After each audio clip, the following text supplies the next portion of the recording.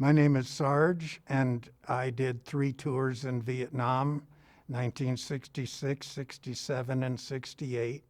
I did enjoy my service in the Army up until the time they made me combat infantry squad leader. Up until then, we would lose someone and it would be a terrible event.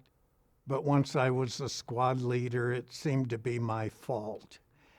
I felt I should have died in Vietnam.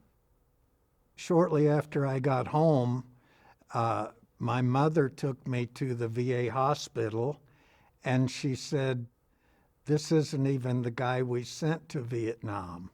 I was trying to feed my adrenaline addiction, and I would hang out at biker bars and not take sass from anybody till I got beat up and thrown out.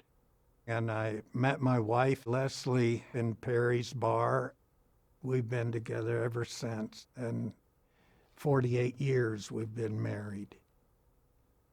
I had this totally animal awareness level of hypervigilance, night terrors. I would not have any memory of what terrorized me, but I would wake up with a start, sit up, and drenched in sweat, trembling. I couldn't hold a job for more than 3 months, as I was experiencing a big problem keeping my mind out of the jungle. It would be a Norman Rockwell scene, Leslie sitting beside me, the children playing on the floor, and it would be so beautiful and perfect. And then, boom, I would explode in a terrible rage, and whoosh, they're gone. Well, it was survivor's guilt. I didn't feel like I deserved these extra special moments, and so I would ruin them.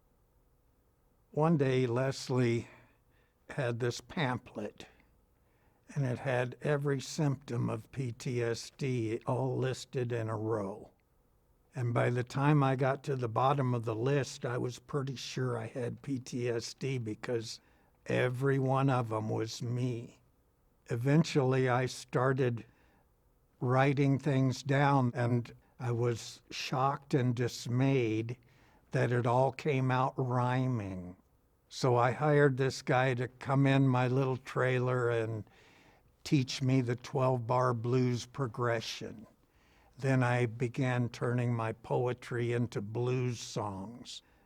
It's the most beautiful medicine that I ever got for PTSD is having an audience really like what I said.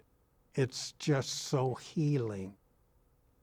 I teach in schools all around Arizona.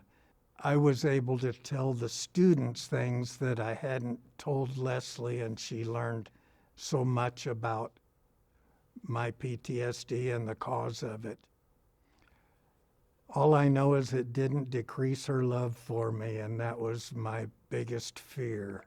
There's a talk that I've given to many, many veterans, and it's basically, okay, what are you going to tell the guys when you see them again, the guys on the wall?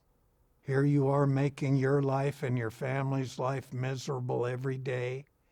They're going to want to not hear that. They're going to want to hear a great story about how much fun you had, what a good time, how wonderful it was being home.